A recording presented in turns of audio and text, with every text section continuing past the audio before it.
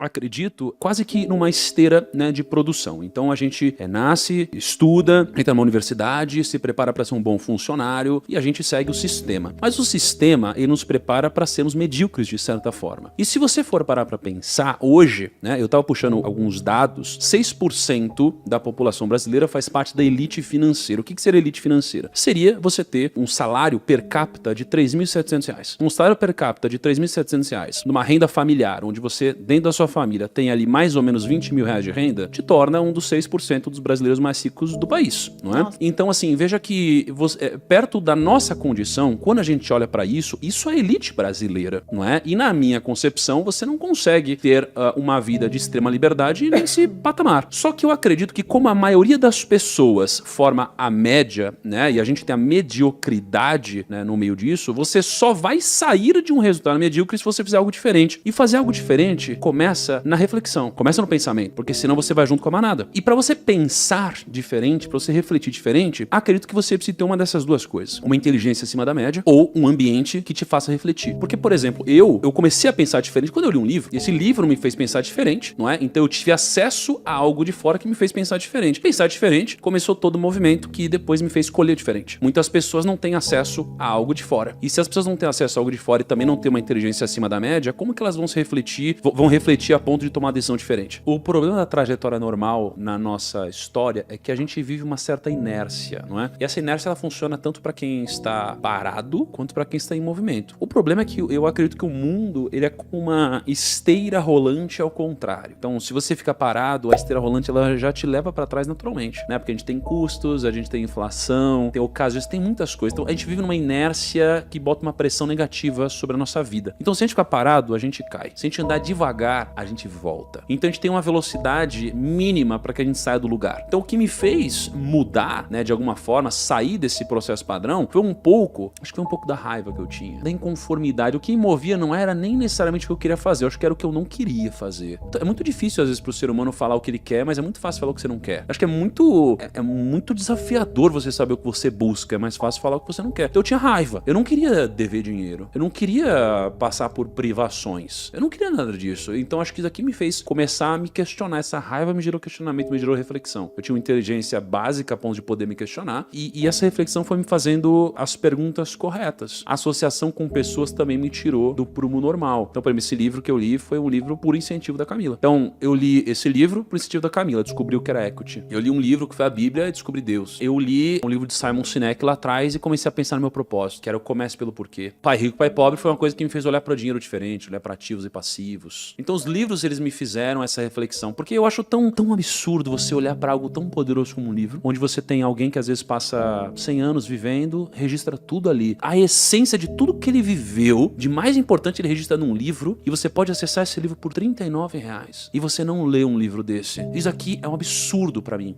você não aproveitar uma oportunidade como essa. Então, pra mim, os livros, eles mudaram minha vida. Mas o que de fato me tirou do prumo foi a raiva de onde eu tava. Eu acho que, de uma certa forma, né, eu acho difícil alguém não se considerar sortudo dentre as possibilidades. Porque, vamos supor que a pessoa nasça numa extrema pobreza. Poxa, cara, tem alguém que nasceu sem o braço, sem uma perna, sem uma mãe, sem um pai, tem tantas possibilidades que o simples fato de a gente ter uma boa saúde, estar são e às vezes não passar fome, eu sei que tem pessoas que passam, já é uma sorte. Sorte, ela tem a ver com, de fato, tem a ver com o nosso papo inicial de destino. É o destino, é o acaso que cabe a cada um de nós, assim, aquela parcela que não está no nosso alcance. O ponto é que eu acho que tem dois tipos de sorte. Eu acho que tem aquela sorte que simplesmente acontece e tem aquela sorte que tem a ver com você estar preparado naquela situação, né? Eu acho que pequenos momentos que as pessoas acreditam a sorte da minha vida vieram da minha preparação e do meu trabalho diligente excessivo e que eu estava pronto para aproveitar de alguma forma. Então veio o evento do Robert Kiyosaki aqui no Brasil. Quando ele veio e você foi no evento, eu estava bem posicionado a ponto de a gente se conhecer. Se eu não tivesse, talvez a gente nem teria se visto. Então tiveram vários momentos onde eu aproveitei. O ponto é, a gente pode fazer um pouquinho de sorte também, de fato, né? Tem muitas ocasiões na nossa vida e quando a gente está preparado para isso, né? Você tem aquele encontro incrível lá da sorte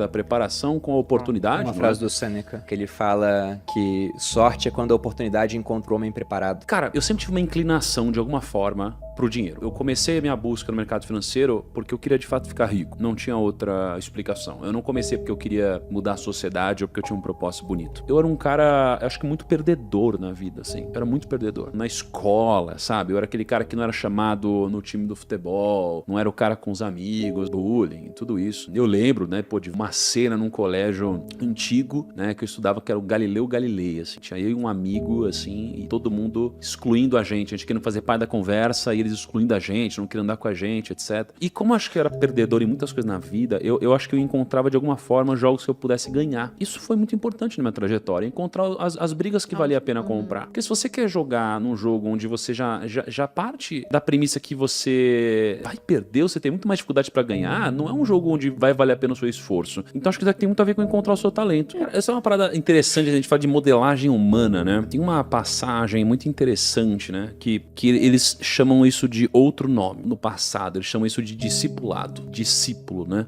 Eu tava em Israel agora há pouco, e aí eu fui lá no Monte das Boas-Aventuranças, que é onde Jesus faz um dos discursos mais impressionantes e importantes, biblicamente falando, e aí ele diz basicamente o seguinte, uma multidão pra assisti-lo, e aí ele diz aos discípulos dele para que chegue mais perto. Então nesse momento ele faz uma separação entre discípulos e multidão. A multidão é quando você tá olhando pra alguém. Você tá olhando pra alguém, você tá, nossa, legal isso que essa pessoa faz, olha que bacana. O discípulo é quem chegou mais perto. O discípulo, ele se faz a pergunta certa. O discípulo, ele não fala assim, o que esse cara pode fazer por mim. Ele fala o que eu posso fazer pra ser mais parecido com esse cara. Isso é a modelagem, de fato, né? É quando a gente pergunta, o que eu posso fazer pra ser mais parecido com o Flávio Augusto, mais parecido com o Bruno, né? Com o Murilo, com a Malu e tal. Então, eu sou um cara nesse quesito muito camaleônico. Não sei se como uma falha ou como um talento, eu absorvo muito das pessoas, assim. Eu lembro que uma vez eu fui para Araraquara, em 3 dias eu saí de lá falando igual os caras, assim. Sabe? Falando igualzinho os caras, assim. Eu passo um tempo com alguém, eu começo a ser muito parecido com essa pessoa. E eu tive muitas fases.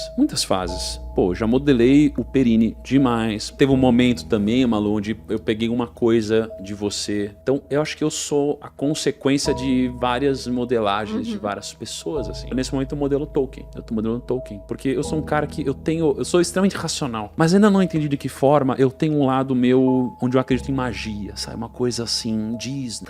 Eu tenho esse lado meu. Eu tenho deixado de se aflorar muito. E eu acho que, de certa forma, um pouco do que me trouxe até aqui foi esse pensamento um pouco mais lúdico das coisas, sabe? Quando a gente faz um desafio, um mapa mental. Então, nesse momento, eu tô me permitindo ser mais parecido com o Tolkien nesse sentido, sabe? De misturar um pouco dessa lógica com esse outro lado. Modelei um pouco Elon Musk recentemente. Ele me inspirou muito, cara. Ele mostrou que você não precisa pisar em ovos. E claro que você não vai ser amado por todos, mas você nem deve ser amado por todos. Então, ele chegou no Twitter, pum, vou fazer isso, pá. Caraca, é isso mesmo. Eu peguei e comecei a não pisar mais em ovos, assim, em conversas. E foram conversas libertadoras que eu tive desde esse momento. E aí fica a reflexão pra você que está em casa sobre quem você está modelando, com quem você está convivendo e com quem você está... Aliás, quem você está modelando no final. Vamos completar coisas óbvias aqui. Não gastar mais do que você ganha, anotar os seus gastos antes de fazê-los, investir assim que entra o seu salário. Tem um controle financeiro. Tem um controle financeiro, não comprar passivos, comprar ativos. Cara que ele quer comprar, por exemplo, um carro e ele tá endividado e o carro não é para trabalho, o carro é por luxo. Pô, o carro vai dar manutenção, vai ter PVA, etc. Tem gastos. Coisas que vão gerar gastos. Então, essas coisas